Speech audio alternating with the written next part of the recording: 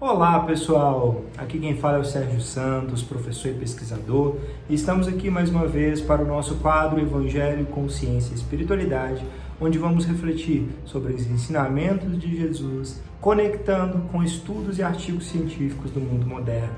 Hoje nós vamos conversar um pouco sobre o socorro e abrigo aos caídos e o amparo que nós podemos dar àqueles que nos rodeiam. Para iniciarmos então as reflexões, façamos a nossa prece de abertura.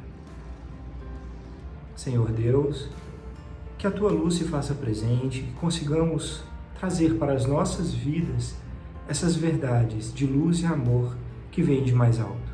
Abençoe todos aqueles que mais precisam e a nossa capacidade de sermos úteis a cada um que nos cerca e rodeia no dia a dia. Que assim seja. Muito bem. Então, para iniciarmos as reflexões de hoje, vamos ler o Evangelho de Jesus Cristo, segundo Mateus, comentado por Emmanuel e psicografado por Chico Xavier. E o tópico de hoje é Mateus, capítulo 9, versículo 12. Ele, porém, ouvindo, disse: os sãos não têm necessidade de médico, mas os que estão doentes. Perante os caídos. Tão fácil relegar ao infortúnio os nossos irmãos caídos. Muitos passam por aqueles que foram acidentados em terríveis enganos e nada o encontram a fim de oferecer-lhes senão frases como estas: eu bem te disse, avisei muito. No entanto, por trás da queda do nosso amigo menos feliz estão as lutas da resistência que só a justiça divina pode medir. Esse foi impelido delinquência e faz-se conhecido agora por uma ficha no cadastro policial, mas até que se lhe consumasse a ruína, quanto abandono e quanta penúria terá arrastado na existência, talvez desde os dias mais recuados da sua infância? Aquele que se arrojou nos precipícios da revolta e do desânimo, abraçando o delírio da embriaguez, contudo, até que tombasse no descrédito de si mesmo, quantos dias e quantas noites de aflição terá atravessado ao estorcegar-se sobre o guante da tentação para não cair? Aquela outra entrou pelas vias da insensatez e acomodou-se no poço de infelicidade que cavou para si própria. Todavia, enquanto os espinheiros de necessidade e perturbação ter-se-á ferido até que a loucura se lhe instalasse no cérebro atormentado, aquele outro desertou das tarefas e compromissos em cuja execução empenhara a vitória da própria alma e resvalou para experiências menos dignas, comprometendo os fundamentos da própria vida. No entanto, quantas tribulações terá aguentado e quantas lágrimas terá vertido, até que a razão se lhe entenebrecesse, abrindo caminho à irresponsabilidade e à demência? Diante dos companheiros apontados à censura, jamais condenes. Pensa nas trilhas de provação e tristeza que perlustraram até que os pés se lhe esmorecessem, vacilantes, na jornada difícil. Reflete nas correntes de fogo invisível que lhes terão requeimado a mente até que cedessem às compulsões terríveis das trevas. Então, e só então, sentirás a necessidade de pensar no bem, falar no bem, procurar o bem e realizar unicamente o bem, compreendendo por fim a amorosa afirmação de Jesus: eu não vim à terra para curar os sãos. Que assim seja. Ai, que difícil, né, gente? Que verdade profunda Emmanuel nos traz nessa reflexão. Quem de nós não caiu e não cai ainda nas nossas falhas íntimas, nas nossas próprias imperfeições e defeitos? Quem aqui, seria capaz de atirar a primeira pedra? Creio que nenhum de nós, porque senão provavelmente não estaríamos no mundo de provas e expiações.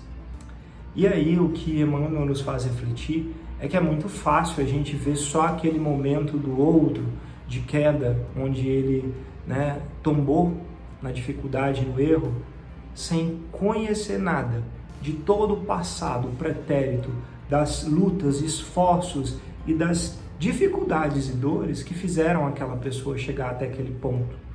Talvez ele tenha resistido muito mais do que nós, em situação similar, tivéssemos resistido. Não sabemos. Por isso, o que Emmanuel nos traz de recomendação? Tentemos amparar e auxiliar, mas não julguemos. Não vamos condenar os outros, porque se nós buscarmos condenar os outros sem termos o conhecimento devido, nós temos grande chance de estarmos sendo injustos e muito mais. Lá na frente, às vezes, passando pela mesma prova, nós podemos cair de uma forma muito mais desastrada do que aqueles que nós estamos julgando. Então, busquemos fazer o nosso melhor para crescermos e evoluirmos, sem julgamentos. E dentro deste contexto, vamos ler o nosso lindo livro Mãos Marcadas, ditado por espíritos diversos e psicografado por Chico Xavier. E o tópico de hoje é o seguinte: em desobsessão, ditado por Emmanuel. Imagina-te perdido, longe de casa, em uma noite de temporal. Por fora, a sombra espessa se te afigura povoada de monstros, enquanto as vozes da natureza se assemelham a um clamor desarticulado de aflição e loucura. De instante em instante, cambaleias no charco, golpeado pelo chicote da ventania. E por dentro, assinalas o pavor do desconhecido e o temor de retroceder. Gritas e choras, acabando, identificado por viajantes do desespero, no quadro estarrecedor. No entanto, de improviso, surge um doce refúgio que a luz banha sublime. E nesse lar de amor, encontras um agasalho, conforto, lume, pão. Então, compreenderás que um templo de socorro aberto aos corações que a morte conturbou é uma porta do céu e uma bênção de Deus. Que assim seja. Emmanuel foi muito feliz nesse comentário desse texto, né? Ficou muito vívido essa descrição para a gente sentir este momento de imaginar frio, medo, penúria, dor. Se a gente não consegue enxergar e não consegue perceber além do pânico dentro da gente, com tudo escuro e dores ao nosso redor e pessoas tentando nos arrastar e ouvindo monstros e uivos e toda essa escuridão e desespero ao nosso redor. Só de imaginar é dolorido, nos dá aflição, né? Imagina pessoas que passam por isso, encarnados e desencarnados, né, que já passaram para lá. E aí, depois de passar muito tempo, que às vezes se perde até a noção de tempo, nessa situação sombrosa, se vê uma luz, um raio de luz, com um lugar de amor, onde pelo menos se tem pão, um alimento, um vestuário, para se acalmar e pensar e melhorar e começar a entrar nos eixos do equilíbrio para entender tudo.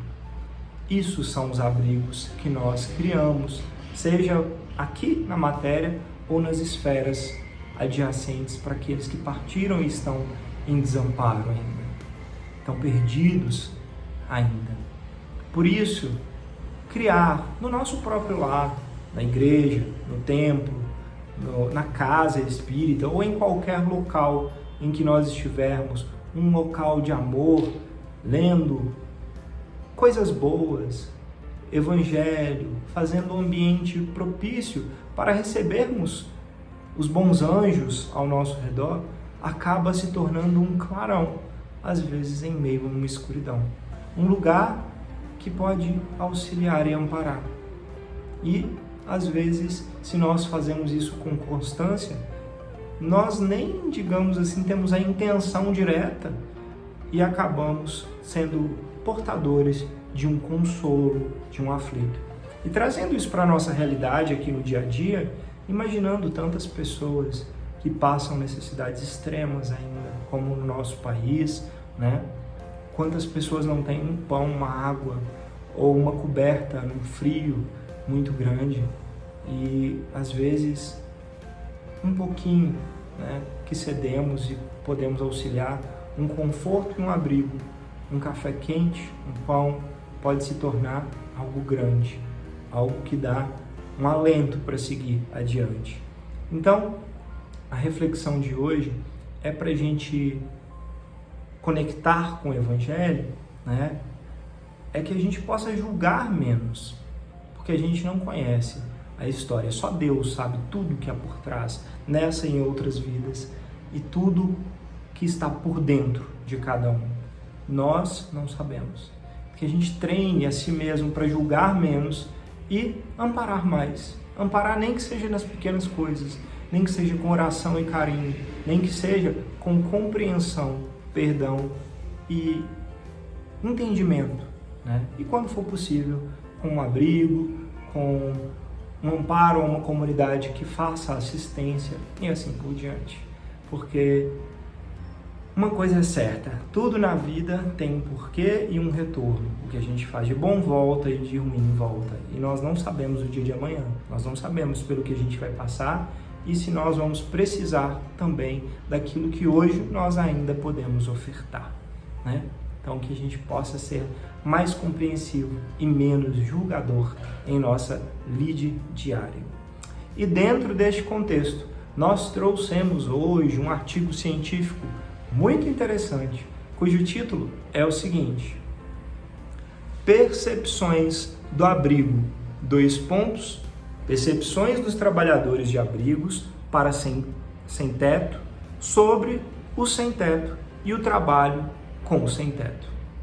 Esse artigo científico foi publicado no Journal ou na revista que tem como título Journal of Progressive Human Service, que quer dizer Jornal de Serviços Humanos Progressivos, pelos autores Yok-Fong Pat, Jéssica Morales, Aaron Skajeda e Ray Tullius. Bem, o que esse artigo nos traz? Ele fez um estudo com mais de 30 trabalhadores de abrigo e avaliando através de questionários profundos e perguntas demoradas, uma construção psicológica mesmo de entendimento, quais eram as principais dificuldades que eles viam de fazer esse tipo de trabalho, de assistência e de amparo ao sem-teto. E o que eles disseram como principais pontos algumas questões que partem ainda de preconceitos da sociedade. Por exemplo, muitos trabalhadores sem teto que já têm condição de trabalhar, por serem sem teto, não conseguem emprego porque há uma discriminação com relação a eles. Outro ponto, muitas vezes falta recursos materiais para amparar, mesmo já sabendo que pode ser de fato efetivo no auxílio, porque eles estão ali no dia a dia e conheceram aquele sem teto. E, além disso, a dificuldade, às vezes, de não ter trabalhadores suficientes para trabalhar com esses desabrigados, e aí o trabalho fica muito e eles não conseguem realizar tudo, né? Então falta muitas vezes recurso, falta pessoal e falta compreensão da sociedade para que não haja nenhum preconceito, porque existem histórias e pessoas por detrás de cada um desses sem-teto. Às vezes pessoas que foram pais, mães, filhos e se perderam por problemas, às vezes no trabalho, às vezes por problemas de álcool, drogas, e acabaram tendo todo o seu lado positivo sobrepujados pela situação de ser morador de rua. Então, como nós refletimos agora há pouco, o que nós podemos fazer, além de, claro, sempre poder oferecer um pão, uma coberta, um auxílio, um recurso material? O principal é desconstruir essa ideia de julgamento, para a gente parar de pré-julgar os outros, porque só Deus sabe toda a verdade por detrás de cada um. Aquele que não tiver pecado e erro, que atire a primeira pedra. Pensemos a cada dia, no dia a dia, nas reflexões sobre isso. Vamos ao nosso encerramento? Deus, Pai de amor, que a Tua luz se faça presente, em especial para aqueles que mais sofrem, encarnados e desencarnados, que possam ser amparados pelas luzes, pelos socorros desses espíritos irmãos de luz, os anjos de amor que nos guiam.